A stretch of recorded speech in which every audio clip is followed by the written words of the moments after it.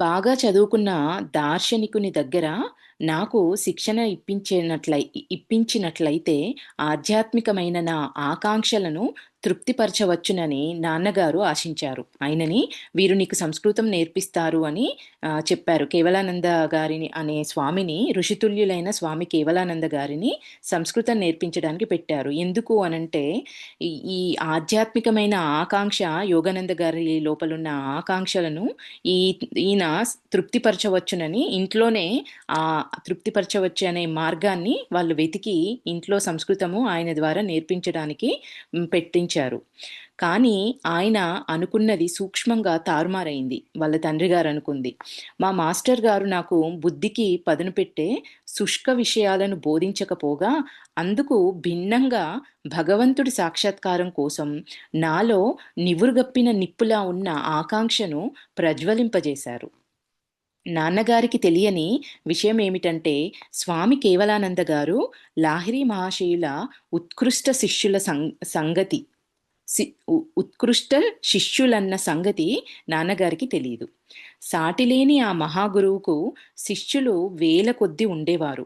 ఆయనకు ఆయనకు గల దివ్యమైన ఆకర్షణ శక్తి అడ్డు ఆపు లేంది కనుక వాళ్ళని ఆయన వైపు ఆకర్షించేది ఆ దివ్య శక్తి లాహిరి మహాశయుల వైపు. లాహిరి మహాశయులు తరచుగా కేవలానంద గారిని ఒక ఋషిగా పేర్కొంటూ ఉండేవారని నాకు తర్వాత తెలిసింది. మా ట్యూషన్ మాస్టర్ గారి ముఖం సమృద్ధిగా పెరిగిన వంకుల జుట్టుతో తీర్చిదిద్దినట్టుండేది. నల్లటి ఆయన కళ్ళు కల్లాకపటం తెలియని పసిపిల్లవాడి కళ్ళ మాదిరిగా నిర్మలంగా ఉండేవి. ఆయన పలచని శరీరంలోని కదలి ఆయన పలచని శరీరంలోని కదలికలన్నీ ప్రశాంతమైన ఆలోచనలని, గాంభీర్యాన్ని ప్రదర్శించేవి. ఎప్పుడు సౌమ్యంగా, ఎప్పుడు ప్రేమగా ఉండే ఆయన అనంత చైతన్యంలో స్థిరంగా నెలకొని ఉన్నవారు. మేమిద్దరం కలిసి ఏమంటున్నారు, ఆయన ప్రేమగా, సౌమ్యంగా, ఇంకా ఏమంటున్నారు, అనంత చైతన్యంలో స్థిరంగా నెలకొని ఉన్నవారు. ఆ ఆ అనంతమైన చైతన్యంలో అంటే ఆ మూలశక్తితోటి, ఆ పరబ్రహ్మతోటి ఎప్పుడూ ఆ చైతన్యంతో స్థిరంగా అలైనై ఉన్నవారు. ఏకమైపోయి ఉన్నవాళ్ళు అని చెప్తున్నారు. మేమిద్దరం కలిసి అనేక గంటల కాలం గాఢమైన క్రియాయోగ సాధనలో ఆనందంగా గడుపుతూ ఉండేవాళ్ళం. కేవలానంద గారు ప్రాచీన శాస్త్రాల్లో అంటే పవిత్ర గ్రంథ విషయాల్లో అధికారికమైన పరిజ్ఞానం కల ప్రసిద్ధ పండితులు. ఆయన పాండిత్యమే ఆయనకు శాస్త్రి మహాశయ అన్న బిరుదును సంపాదించింది. అందరూ ఆయన్ని మామూలుగా ఆ పేరుతోనే పిలుస్తుండేవారు. కానీ సంస్కృత పాండిత్యం సంపాదించడంలో నా అభివృద్ధి గమనించదగ్గదేమీ కాదు. ఏం చేస్తున్నారు వీళ్ళు? చక్కగా ఆ క్రియాయోగ సాధన చేస్తూ నిత్యము ఈ ఆధ్యాత్మికమైన సత్సంగం మాట్లాడుతూ ఉన్నారు. ఈ సంస్కృతం గురించి ఆ పుస్తకాలు, టెక్స్ట్ బుక్లలో ఉన్న ఆ పాఠాల గురించి వీళ్ళిద్దరి మధ్యలో జరిగింది చాలా తక్కువ. అదే చెప్తున్నారు. సంస్కృత పాండిత్యం సంపాదించడంలో నా అభివృద్ధి గమనించదగ్గది ఏమీ కాదు. నిస్సారమైన వ్యాకరణాన్ని విడిచిపెట్టేసి ప్రతిసారి యోగాన్ని గురించి, లాహిరి మహాశయుల గురించి మాట్లాడే అవకాశం కోసమే ప్రయత్నిస్తూ ఉండేవాణ్ణి నేను. ఒక రోజున మా మాస్టర్ గారు నా కోరిక మన్నించి లాహిరి మహాశయుల సన్నిధిలో తాము గడిపిన జీవితానికి సంబంధించిన విషయం ఒకటి చెప్పారు. లాహిరి మహాశయుల సన్నిధిలో తాము గడిపిన జీవితానికి సంబంధించిన ఒక విషయాన్ని చెప్పారు. యోగానంద గారికి ఉన్న ఇంట్రెస్ట్ వల్ల, అరుదైన అదృష్టం వల్ల లాహిరి మహాశయుల సమీపంలో 10 ఏళ్ల పాటు ఉండే అవకాశం నాకు కలిగింది. 10 ఏళ్ల పాటు ఉన్నారంట లాహిరి మహాశయుల దగ్గర ఈయన. రోజు రాత్రిపూట నా యాత్రకు గమ్యస్థానం కాశీలో వారి నివాస గృహం. గురువుగారు ఎప్పుడూ మేడ మీద మొదటి అంతస్తులో ముందరున్న చిన్న గదిలో ఉంటుండేవారు. ఆయన ఒక కొయ్యబల్ల మీద పద్మాసనం వేసుకుని కూర్చొని ఉండేవారు. ఆ బల్లకి వెనకాల చేర్లబడ్డానికి ఒక చెక్క కూడా లేదు. అంటే కంఫర్టబుల్గా వెనక్కి ఒరిగి కూర్చోడానికి కూడా సపోర్ట్గా ఏది లేదు, ఒక చెక్క కూడా లేదు. ఎదురుగా ఆయన శిష్యులు పుష్పమాలంకారం మాదిరిగా అర్ధచంద్రాకారంలో కూర్చొని ఉండేవారు. ఆయన చుట్టూ అర్ధచంద్రాకారంలో వాళ్ళ శిష్యులంతా కూర్చొని ఉండేవాళ్ళు. ఆయన కళ్ళు బ్రహ్మానందంతో మిలమిల మెరుస్తూ కదులుతూ ఉండేవి. అవి ఎప్పుడూ దూరదర్శన శక్తిగల అంతఃచక్షుల ద్వారా శాశ్వతానందం గోళంలోకి గుచ్చి గుచ్చి చూస్తూ సగం మూసుకొని ఉండేవి. ఆయన ఏకబిగిని మాట్లాడటమన్నది అరుదు. ఆయన చూపు సందర్భానుసారంగా తమ సహాయం అవసరమున్న ఒక శిష్యుడి మీద కేంద్రీకరించి ఉండేది. అప్పుడు హిమపాతంలా వచ్చిపడే కాంతిని పోలిన ఉపశమన వాక్కులు ధారగా వెళుతుండేవి. గురువులు వాళ్ళెప్పుడు నోరు తెరిచి అనవసరమైన మాటలు మాట్లాడరు కదా అండి! అదే చెప్తున్నారు. ఆ మహా ఆ మహాపురుషుల చూపుతో నాలో వర్ణించడానికి శక్యం కాని ఒకానొక ఆనందం వెల్లివిరుస్తుండేది. అనంతత్వమనే ఒకానొక మహాపద్మంలోంచి వెలువడ్డ మాదిరిగా ఆయనలోనుంచి వచ్చే సుగంధం నాలో నిండిపోయేది. మేము రోజుల తరబడి మాట్లాడుకోకపోయినప్పటికీ ఆయన సన్నిధిలో ఉండటమే నా అస్తిత్వాన్నంతనూ మార్చేసిన మహత్తరమైన అనుభవం.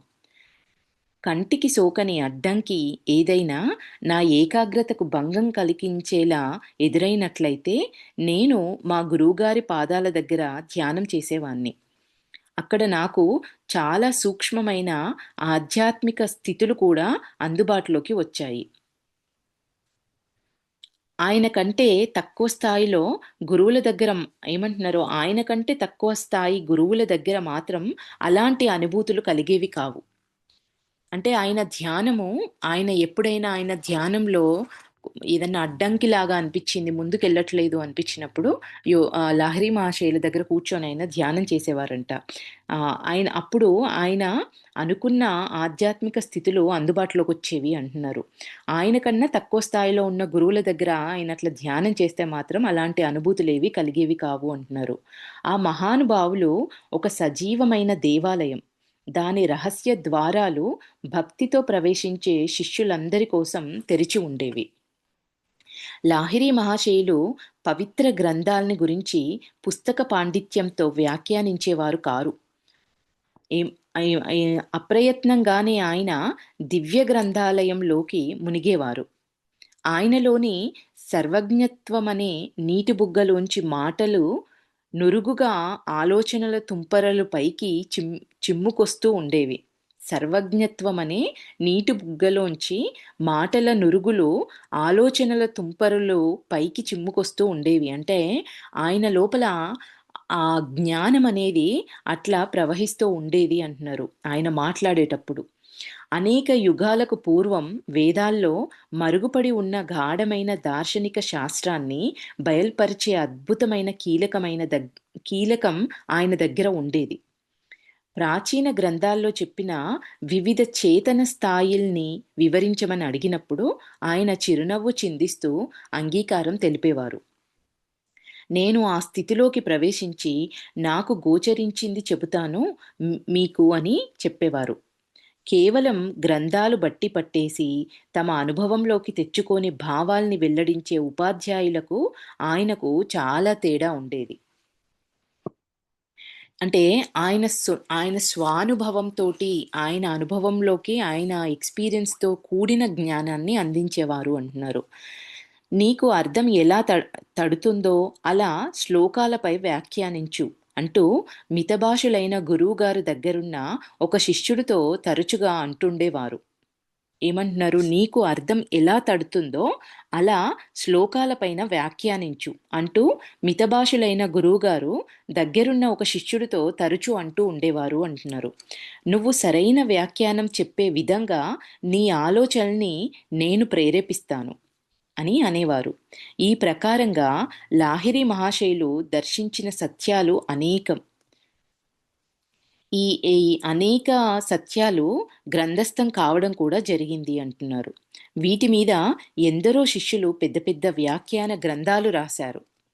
గుడ్డి నమ్మకం పెట్టుకోమని గురువుగారు ఎన్నడూ చెప్పేవారు కాదు. మాటలన్నవి కేవలం పైపై తొడుగులు మాత్రమే అని ఆయన అనేవారంట. ధ్యానంలో నువ్వు పొందే ఆనందభరితమైన యోగం ద్వారా దేవుడున్నాడనే గట్టి నమ్మకాన్ని సాధించు. శిష్యుడికి ఏ సమస్య ఎదురైనా సరే దానికి పరిష్కారంగా ఆయన క్రియాయోగం సాధన చెయ్యమని సలహా ఇచ్చేవారు. మీకు అంటే సాధన చేసినప్పుడు ఎట్లాంటి అడ్డంకైనా ఏ సమస్యలైనా కూడా మనము ధ్యాన సాధన చేసినప్పుడు ఆ అడ్డంకులు తొలగిపోతాయి అని చెప్తున్నారు. మీకు దారి చూపించడానికి నేను ఈ శరీరంతో లేనప్పుడు కూడా ఈ యోగా ఈ యోగ కీలకానికున్న సామర్థ్యం అనేది పోదు. నేను ఈ శరీరంలో లేనప్పుడు కూడా మీకు దారి చూపించడానికి ఈ సాధన, ఈ యోగ కీలకానికి ఉన్న సామర్థ్యం, ఆ శక్తి అనేది పోదు. నేను లేకపోయినా ఈ ధ్యాన సాధన అనేది మీకు మిమ్మల్ని ముందుకు నడిపించడానికి, మీ లోపలున్న సామర్థ్యాన్ని వెలికి తీయడానికి ఇది ఉపయోగపడుతుంది అంటున్నారు. అంటే ఈ క్రియాయోగ సాధనకున్న సామర్థ్యం అనేది పోదు అంటున్నారు. సిద్ధాంతపరమైన ఆవేశాల సముదాయంగా తలచి కట్టుదిట్టంగా కవి లెక్కలో లెక్క కట్ కవి లెక్ కవి లెక్కట్టలో దాచిపెట్టి ఏమంటున్నారు ఇక్కడ? సిద్ధాంతపరమైన ఆవేశాల సముదాయంగా తలచి కట్టుదిట్టంగా కవి లెక్కట్టలో దాచిపెట్టి తర్వాత మర్చిపోవటానికి వీలైంది కాదు ఈ యోగా పద్ధతి. క్రియాయోగం అంటే ఇప్పుడు మన ప్రాచీనం నుంచి వస్తున్న కొన్ని మన జ్ఞానానికి సంబంధించిన గ్రంథాలు కానీ ఇట్లాంటివి ఏమన్నా ఉంటే అన్నీ సీక్రెట్గా రాసి ఒక బాక్స్లో పెట్టి దాచిపెట్టేది కాదు ఇది అని ఆయన చెప్పేవారంట. దాచిపెట్టి తర్వాత అందులో ఉన్న జ్ఞానం ఏంటో మర్చిపోవడానికి ఇది వీలైంది కాదు ఈ యోగా పద్ధతి అనేది. క్రియాయోగం ద్వారా నిరంతరాయంగా ముక్తి మార్గంలో ముందుకు సాగు. నువ్వు చేసే సాధనలోనే దీని శక్తి అనేది ఇమిడి ఉంది అని ఆయన చెప్పేవారంట. నా మట్టుకు నేను పరమాత్మ సాక్షాత్కారం కోసం మానవుడు జరిపే అన్వేషణలో స్వయం కృషితో ముక్తి సాధించడానికి రూపొందించిన సాధనాల్లో అన్నింటికన్నా పటిష్టమైంది క్రియాయోగమేనని భావిస్తాను అంటూ గంభీరమైన ప్రమాణ వాక్యంతో ఆయన ముగించారు కేవలానంద గారు. మానవులందరిలోనూ మరుగుపడి ఉన్న దేవుడు క్రియాయోగ పద్ధతిని వినియోగించటం వల్ల లాహిరి మహాశయుల భౌతిక శరీరంలోనూ ఆయన శిష్యుల్లో కొందరిలోనూ మనకు కళ్ళకు కట్టే విధంగా రూపుదాల్చాడు. ఏమంటున్నారండి ఇక్కడ? ఈ విషయాలన్నీ చెప్పి కేవలానంద గారు ఆయన వ్యాఖ్యానాన్ని ముగించారు అని చెప్పారు. మానవులందరిలోనూ మరుగుపడి ఉన్న దేవుడు క్రియాయోగ పద్ధతిని వినియోగించటం వల్ల లాహిరి మహాశయుల భౌతిక శరీరంలోనూ ఆయన శిష్యుల్లో కొందరిలోనూ మనకు కళ్ళకు కట్టే విధంగా రూపుదాల్చారు ఆయన అని చెప్తున్నారు. ఆయన శిష్యులలో భౌతిక శరీరంలో మనకు ఈ సాధన చేస్తున్న శిష్యులలో కళ్ళకు కట్టే విధంగా ఆయన రూపుదాల్చాడు. కేవలానంద గారు గురువుగారి సాన్నిధ్యంలో ఉన్నప్పుడు ఒకసారి లాహిరి మహాశయులు చేసిన దివ్యమైన అద్భుతం ఒకటి ఉంది అని చెప్పారంట. ఋషితుల్యులైన మా మాస్టర్ గారు ఒకనాడు నాకా కథ చెప్పారు. ఆయన కళ్ళు మాకెదురుగా బల్ల మీదున్న సంస్కృత పుస్తకాలకు దూరంగా లగ్నమైపోయి ఉన్నాయి. గురువుగారి శిష్యుల్లో రాము అనే గుడ్డివాడి మీద నాకు జాలి కలిగింది. అతని కోసం ఏమైనా చెయ్యాలనిపించింది.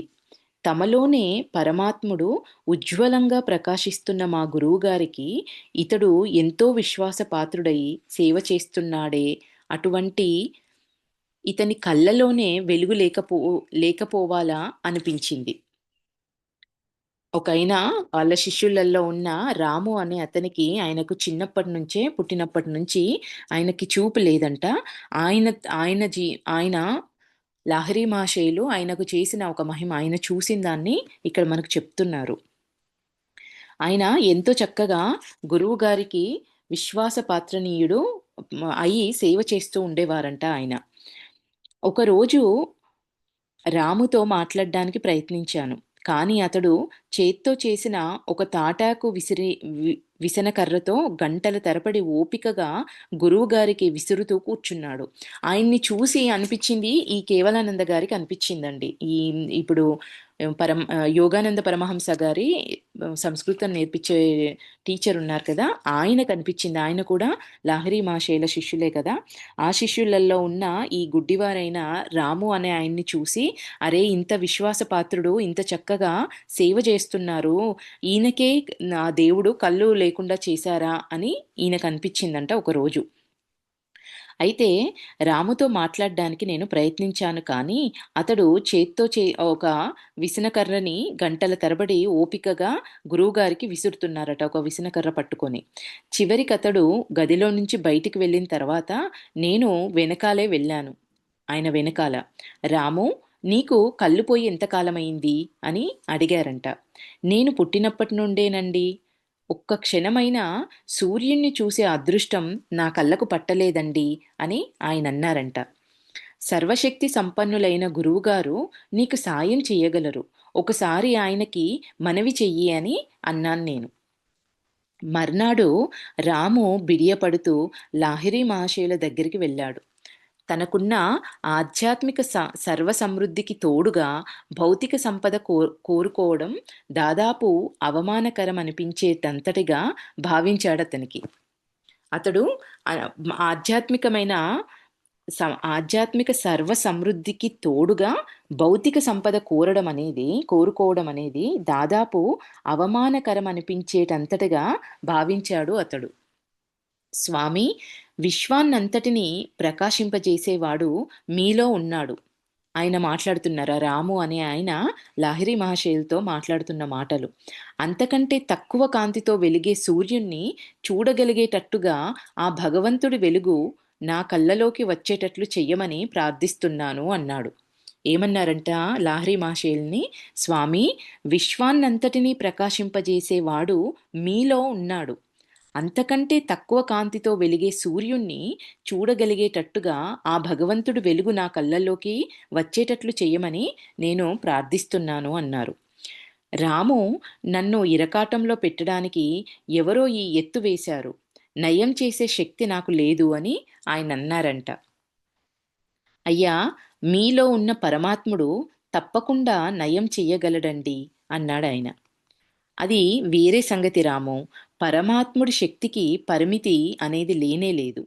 అటు నక్షత్రాల్ని, ఇటు శరీరంలో జీవకణాల్ని నిగూఢమైన తన ప్రాణశక్తితో ప్రజ్వలింపజేసే పరమాత్ముడు నీ కళ్ళకి తప్పకుండా వెలుగు ఇవ్వగలడు అంటూ గురువుగారు రాము ముఖంలో కనుబొమ్మల మధ్య ఉండే బిందువును స్పృశించారు.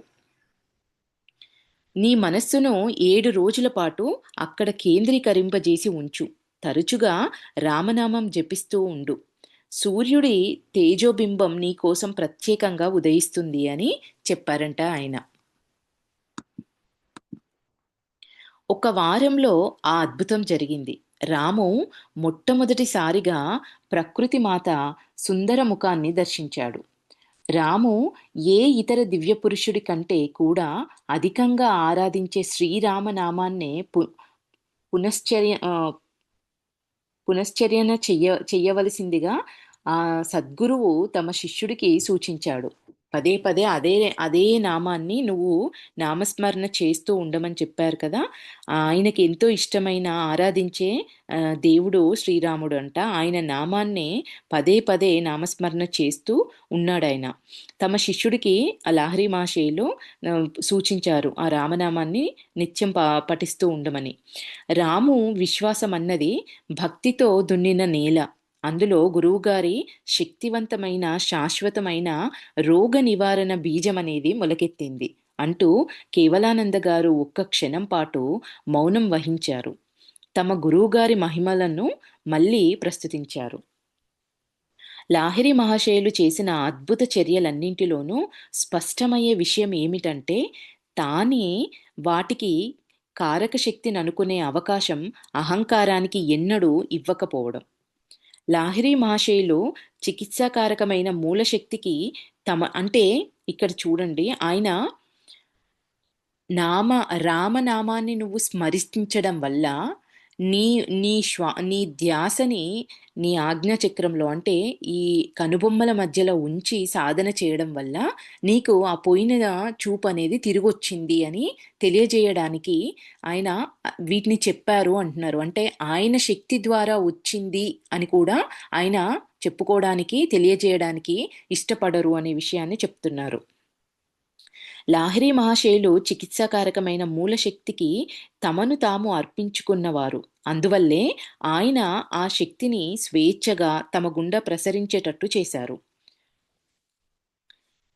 లాహిరి మహాశయుల ద్వారా రోగాలు నయమైన శరీరాలు కూడా అనేకం. చిట్ట చివరికి చితిమంటలకు ఆహుతి కాక తప్పలేదు.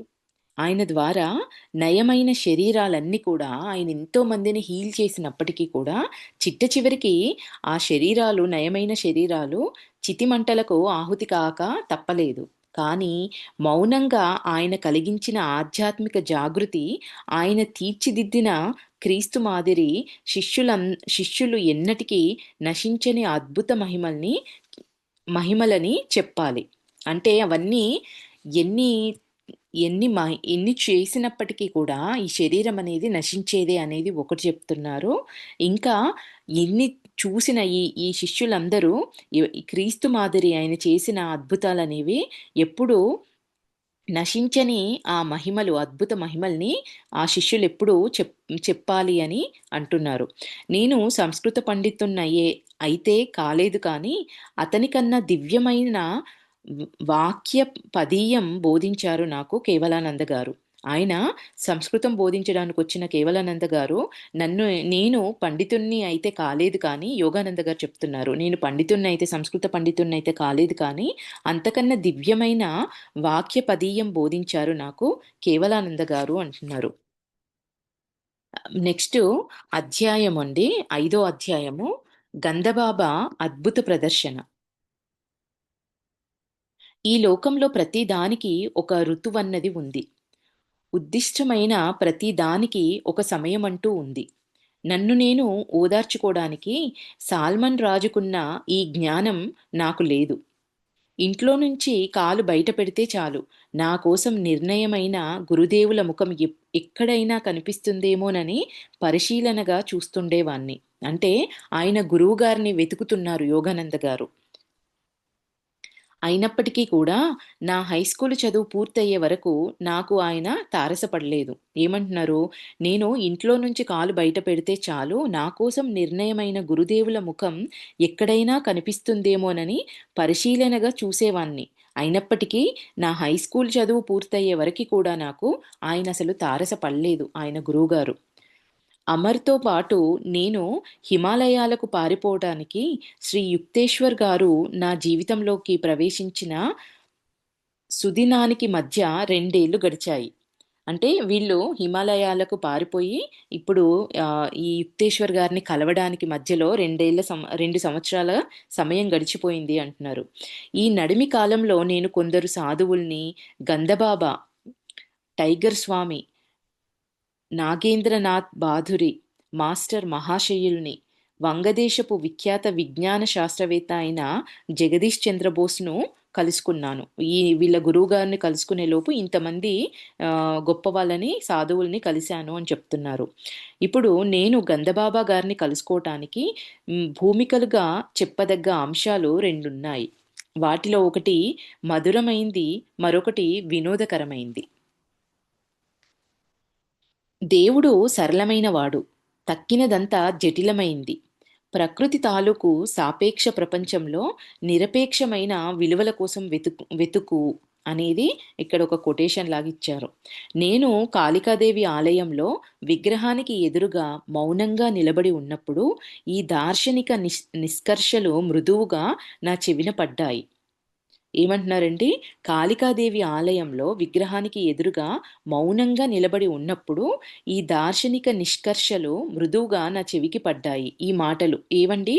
దేవుడు సరళమైనవాడు, తక్కిందంతా జటిలమైంది.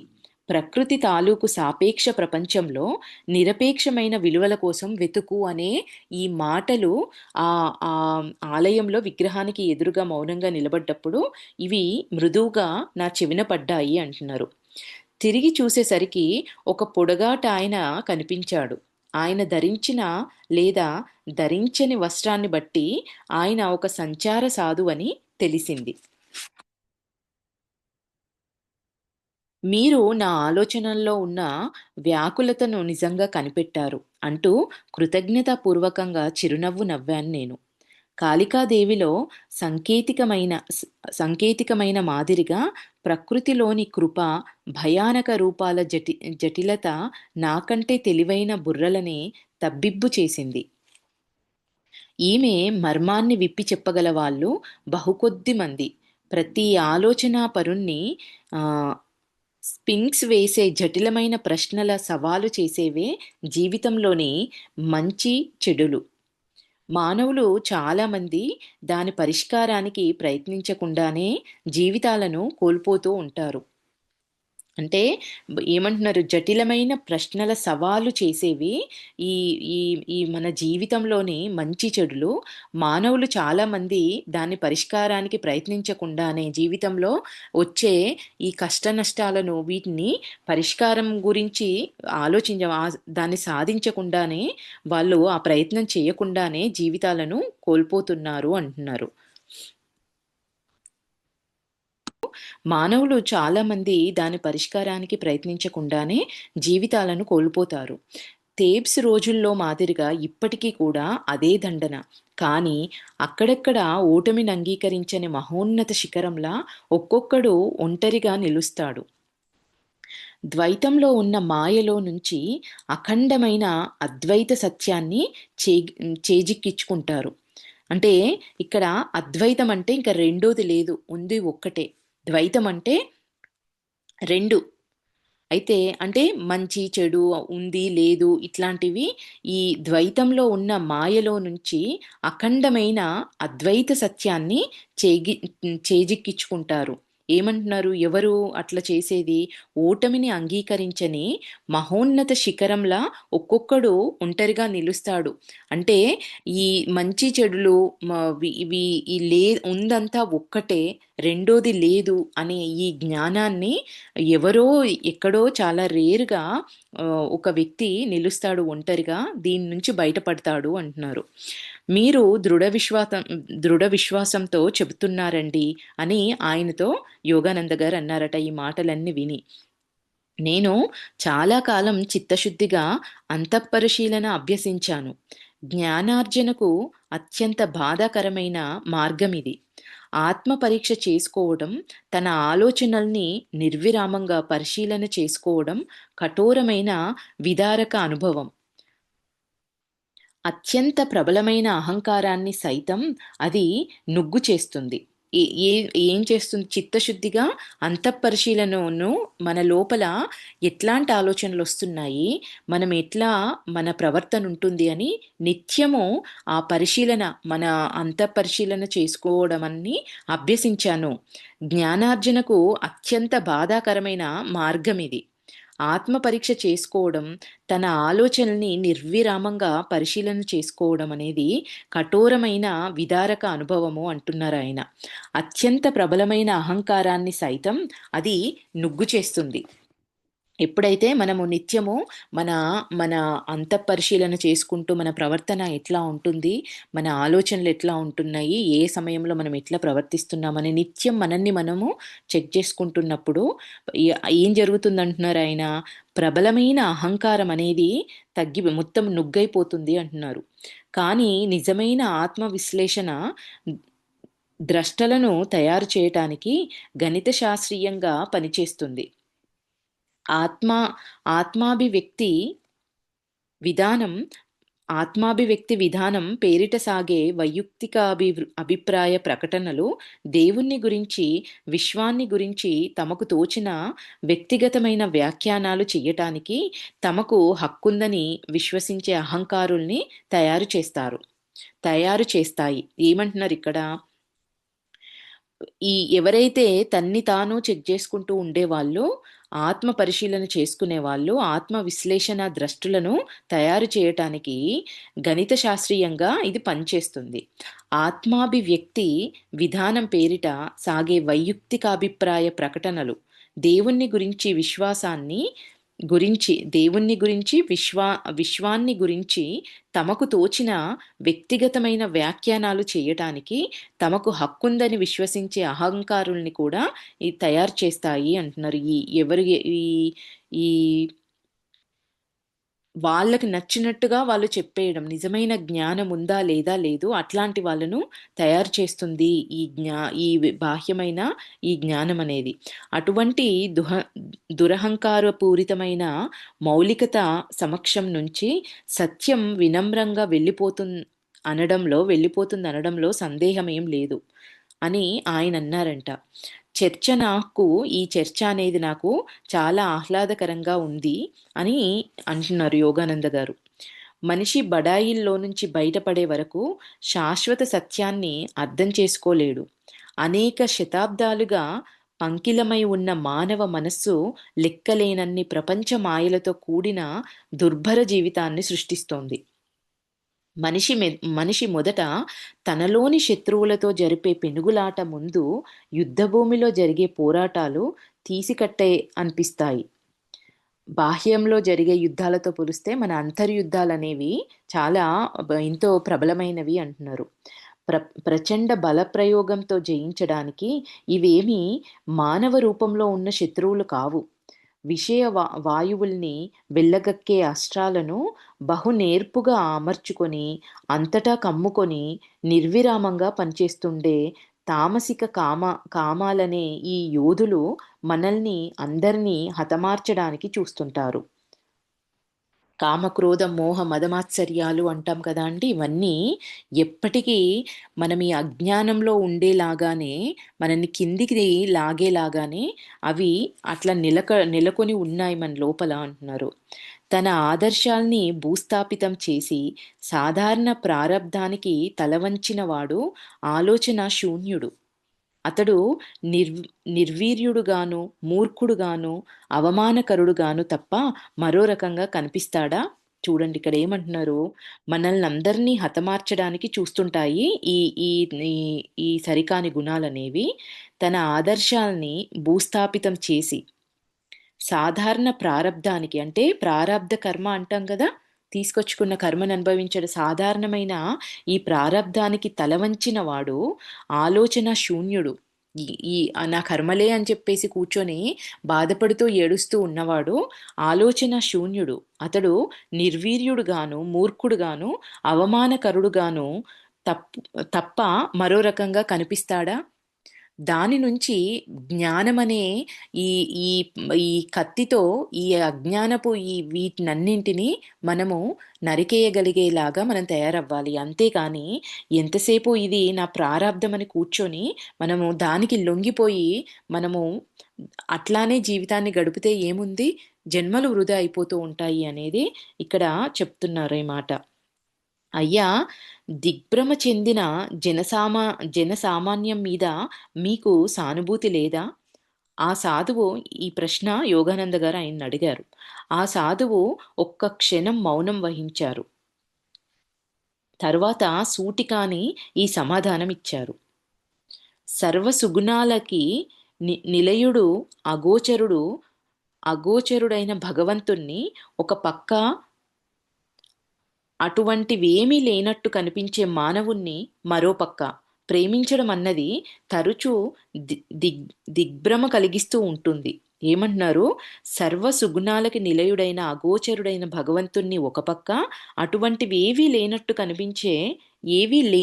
కనిపించే మానవుణ్ణి మరొక పక్క ప్రేమించడం అన్నది తరచూ దిగ్భ్రమ కలిగిస్తూ ఉంటుంది. కానీ వ్యూహానికి తగ్గట్టుగానే ఉంటుంది బుద్ధి కుశలత అనేది. అంతఃపరిశోధన మానవులందరి మనస్సులోకి ఏకత్వాన్ని, అంటే స్వార్థపరత్వం అనే దృఢ బాంధవ్యాన్ని బయటపెడుతుంది.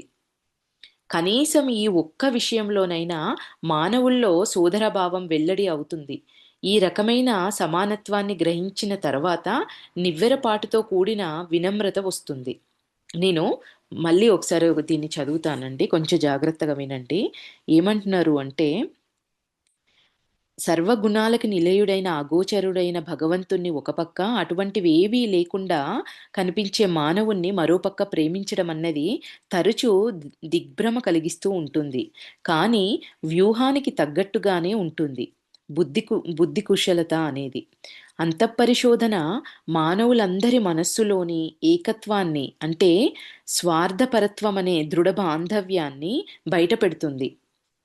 అంతఃపరిశోధన లోపల చెక్ చేసుకోవడం అనేది మానవులందరి మనస్సుల్లోని ఏకత్వాన్ని, అంటే స్వార్థపరత్వం అనే దృఢ బాంధవ్యాన్ని బయట పెడుతుంది. మన లోపల ఎప్పటికప్పుడు మనం చెక్ చేసుకుంటున్నప్పుడు మన లోపల కలిగే ఈ భావనలనేవి ఈ స్వార్థపరత్వం అనే దృఢ బాంధవ్యాన్ని బయట పెడుతుంది. కనీసం ఈ ఒక్క విషయంలోనైనా మానవుల్లో సోదరభావం వెల్లడి అవుతుంది. ఈ రకమైన సమానత్వాన్ని గ్రహించిన తర్వాత నివ్వెరపాటుతో కూడిన వినమ్రత వస్తుంది ప్రజలలో. అది ఆత్మకున్న అన్వేషణ యోగ్యమైన స్వాస్థ్యదాయక శక్తుల్ని గమనించలేని తోటి వాళ్ళ మీద కనికరంగా మారుతుంది. అంటే ప్రతి ఒక్కరూ వాళ్ళ లోపలున్న సరికాని గుణాలను గమనిస్తూ పోతుంటే, ఒక వ్యక్తి ఏదైనా ప్రవర్తించాడు, ఏదో ఒకటి స్వార్థంగా ప్రవర్తించాడు, నేను నా లోపల ఉన్న స్వార్థత్వాన్ని నేను ఎప్పుడు గమనిస్తూ ఉన్నప్పుడు, ఎదుటి వ్యక్తి అదే స్వార్థాన్నితో ఉన్నప్పుడు ఏమనిపిస్తుంది, నా లోపల ఆ గుణం ఉంది, వాడి లోపల కూడా ఆ గుణం ఉంది కాబట్టి నేను ఆ గుణాన్ని నుంచి బయటపడడానికి ఎట్లా ప్రయత్నిస్తున్నానో ఆ ఎదుటి వ్యక్తి కూడా అట్లానే ఉన్నాడు అనేది మనకు కలిగినప్పుడు ఏమవుతుంది, మనుషుల లోపల ఈ రకంగానైనా ఒక సోదర భావం అనేది వెల్లడవుతుంది. అందరము ఒకే స్థాయిలో ఒకే స్థితిలో ఉన్న వాళ్ళము అనేది అర్థమవుతుంది అంటున్నారు. ఇంకా ఈ రకమైన సమానత్వాన్ని గ్రహించిన తర్వాత నివ్వెరపాటుతో కూడిన వినమ్రత అనేది వస్తుంది. అది ఆత్మకున్న అన్వేషణ యోగ్యమైన స్వాస్థ్యానికి శక్తుల్ని గమనించలేని తోటి వాళ్ళ మీద కనికరంగా మారుతుంది. నా లోపల ఉన్నది చెప్తున్నాను, వాళ్ళు గమనించలేకపోతున్నారు. నా లోపల ఉన్న సరికాని గుణాలని నేను గమనించగలుగుతున్నాను. అంతే తేడా, వాడట్లా ప్రవర్తిస్తున్నాడంటే వాడు ఇంకా గుర్తించలేకపోతున్నాడు అనే స్థితిలోకి మనుషులు వస్తారు. దానివల్ల అందరి మధ్యలో ఈ సోదర భావము కలుగుతుంది. ఒకరి పట్ల ఒకరికి ద్వేష భావము, శత్రుత్వాలు అనేవి ఉండవు అనేది ఆయన చెప్తున్నారు. ప్రపంచం అనుభవించే దుఃఖాల్ని గురించి ప్రతి యుగంలోని సాధువులు మీలాగే బాధపడ్డారా అండి అని యోగానంద గారు ఆయన అడుగుతున్నారు ఈ మాటలన్నీ విని. ఈ దుఃఖాలన్నింటినీ, ప్రపంచం అనుభవించే దుఃఖాలన్నింటిని గురించి ప్రతి యుగంలో సాధువులందరూ మీలాగే బాధపడేవారా అని. సంకుచితమైన తన కష్టంలోనే మునిగిపోయి ఇతరుల జీవితాల్లోని దుఃఖాలకు స్పందించే శక్తిని కోల్పోయిన వాడు లోతులేని మనిషి. అంటే వాడి కష్టంలో వాళ్ళే, ఇంతసేపు నా బాధ నా కష్టాలే తప్ప ఇతరుల జీవితాల్లోని దుఃఖాలకు స్పందించే శక్తిని కోల్పోయిన వాడు లోతులేని మనిషి. గంభీరంగా ఉన్న ఆ సాధువు ముఖం గమనించగలిగినంతగా ప్రశాంతమైంది. శస్త్రంతో మాదిరిగా సునిశితంగా ఆత్మవిచ్ఛేదన, అంటే ఆత్మానుశీలనం అభ్యసించిన వాడు మొత్తం మానవాళి పట్ల జాలి పడుతూ ఉండడం గమనిస్తాడు. ఎవరైతే ఆ తనలోని ఆయన ఒక ఆధ్యాత్మికంగా ఒక మెట్టు ఎదిగి ఉన్నతంగా దానికోసం ప్రాక్టీస్ చేస్తున్న వాళ్ళు ఎవరైతే మానవాళి పట్ల వాళ్ళకి జాలి పెరుగుతూ ఉండడం గమనిస్తాడు అంటున్నారు. చెవులు ఊదరగొడుతూ అధికారపూర్వకంగా అహంకారం వెల్లడించే కోరికల నుంచి అతనికి విముక్తి కలుగుతుంది. అటువంటి నేలలో దైవ ప్రేమ పుష్పిస్తుంది. ఇంకా చివరికి జీవుడు మరెందుకు కాకపోయినా ఎందుకని ప్రభు ఎందుకని అని చివరికి జీవుడు మరెందుకు కాకపోయినా ఎందుకని ప్రభు ఎందుకని అంటూ ఆక్రోశించడానికి సృష్టికర్త వైపు తిరుగుతాడు. అంటే ఇంకా వాళ్ళ బాధల కోసం కూర్చొని ఏడవడం అనేది ఉండదు. ఎందుకు ఈ ఈ ఈ ప్రపంచంలోని ఈ కష్టాలు దుఃఖాలు అనేవి ఇట్లా ఉన్నాయి అని చెప్పేసి ఆ పరమాత్మని వేడుకోవడం అనేది జరుగుతుంది అంటున్నారు. ఎవరికి ఏకమాత్ర సౌందర్యం మానవుణ్ణి ఆకర్షించాలని ఉందో ఆ దివ్యుని సమక్షంలోకి చివరికి అతన్ని బాధ అనే కొరడా దెబ్బల చేత తోలుకు రావడం జరుగుతుంది. ఏమంటున్నారండి?